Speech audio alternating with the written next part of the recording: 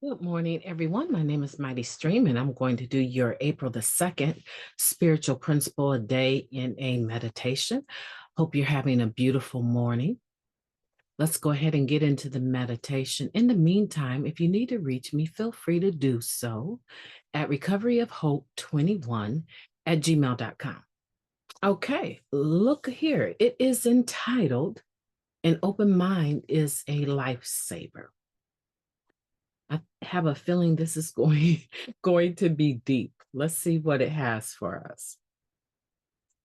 Open-mindedness gives us the ability to see more and more clearly within ourselves as we go through the never-ending process of surrendering, taking inventory, and inviting change. That comes from the Living Clean book, chapter 1, opening essay. A closed mind is a killer, a member riffed on the ideal of a parachute, like a mind can't function well if closed. When we dive into recovery, we tug at the ripcord in an impulse to surrender with some pressure of courage and faith. Being closed-minded makes us jaded, sealing off our secrets and locking in bad habits. It excludes others, their perspectives, their insights, and their compassion. When we resist being open-minded, the light can't get in, so our humanity, is stunted. We can't see ourselves honestly. New ideals cannot penetrate our fortress of anger or avoidance, and we end up stuck in isolation. Getting and staying clean in a dares us to open the parts of ourselves we would rather keep hidden. As we prepare to engage each of the 12 steps, we have to keep our closed-mindedness in check. Through this process of self-examination that is afforded to all of us, we pry open our minds to a new way of life. We inventory our past so we can stop running from them and let go. We assess our shortcomings and assets to see ourselves clearly and to seek balance. We make amends to help us avoid the same mistakes in relationships. In addition to our minds, we open our eyes, our hearts, and our arms, helping others to seek change as we have. This process, however, does not end unless we stop attending to it. We don't arrive at openness and wellness and just stay there. To keep evolving, we keep relying on open-mindedness.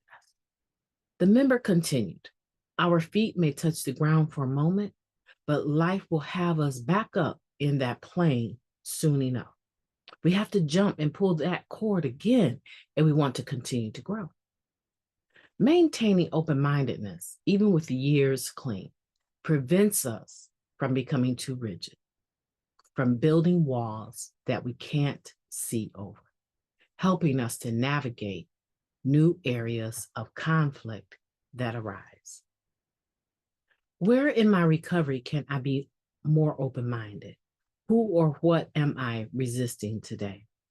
What part does this spiritual principle play in the step I'm working on?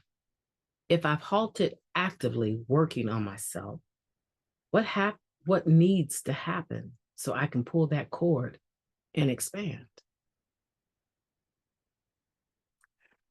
Let's take a moment of silence, followed by the we version of Serenity Prayer. Moment of silence now, please.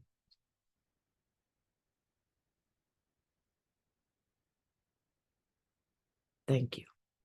God, grant us the serenity to accept the things that we cannot change, the courage to change the things that we can, and the wisdom to know the difference. Just for today, Please and thank you.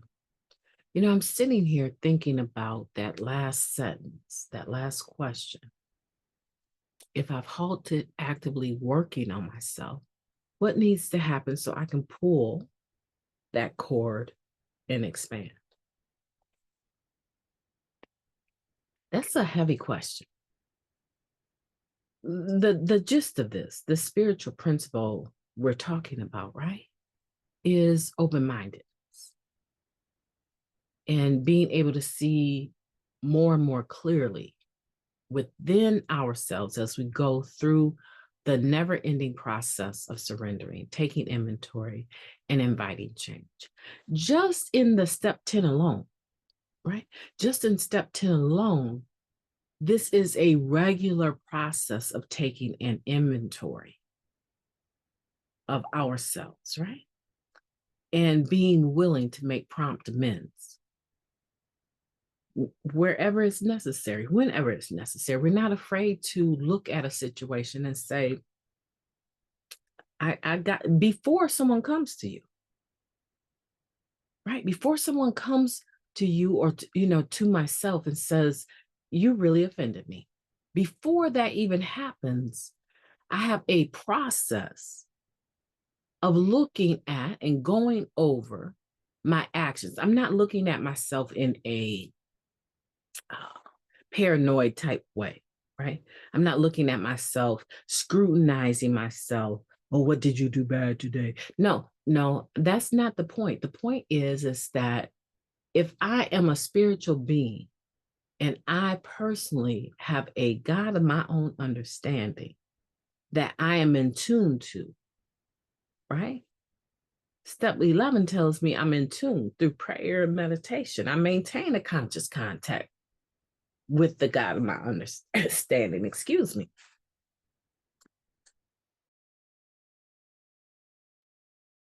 Maintain that conscious contact with the God of my own understanding, right?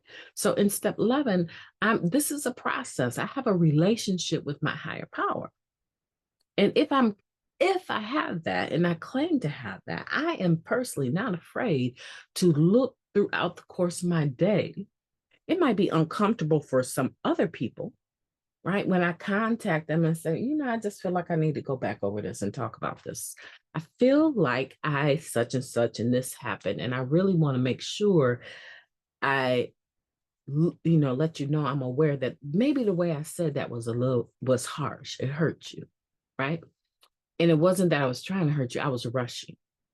I just want to come back to that and make sure that we're clear that everything's all right. Or it might not even be that. It might be, I don't like the way that you said that to me. I felt that was gaslighting. And I want to let you know, you need to stop trying to put me down and throw shade when we're talking, if we're going to have a relationship. It might be the other way. It may not always be that I personally am owing an amends to someone. It could be that the water's not clear, and I want to make sure that I remove the murkiness of a situation. So if I have that going on in my life, a lot of times I'm resolving the issue before the person can even figure out what was bothering them about it, right? I can have a conversation with someone and look and see in their face that something's not jiving for them. That's a perfect opportunity. Maybe I'm not coming across clearly, right?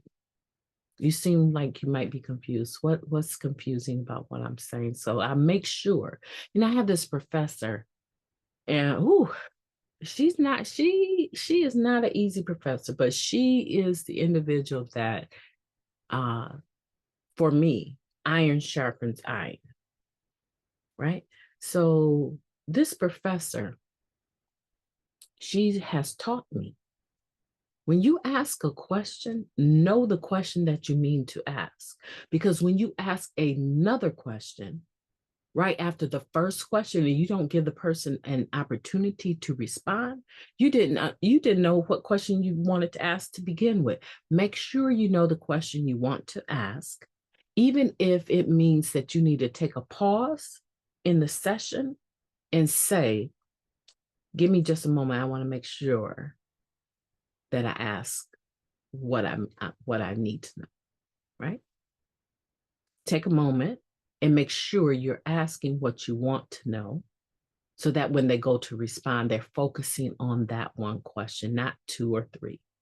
Make sure you know what you are asking before you ask. Ask one question at a time. Sounds so simple, but it has truly blessed me, right? So in our relationships, it's easy for people, because we're human, to be confused about what's going on. They don't always understand the gist of what you're trying to say. And it's okay to ask for clarity. Don't ever feel bad about asking for clarity.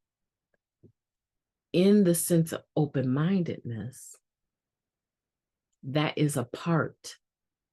That's a part, not just because you say it and I need to be open-minded to the fact that you said it and whatever you said. That's not how relationships work.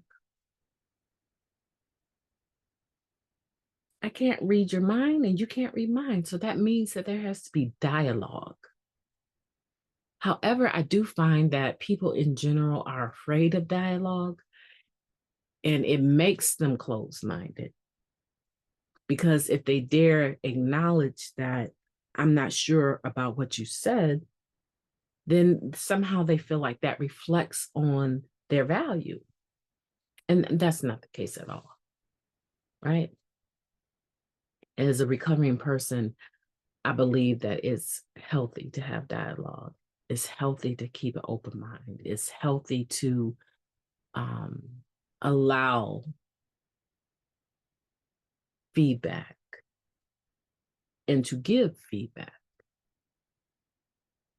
Feedback is not easy to give if you don't trust that it'll be received in the way that you intended. So that's why when you're giving feedback, be ready to do what?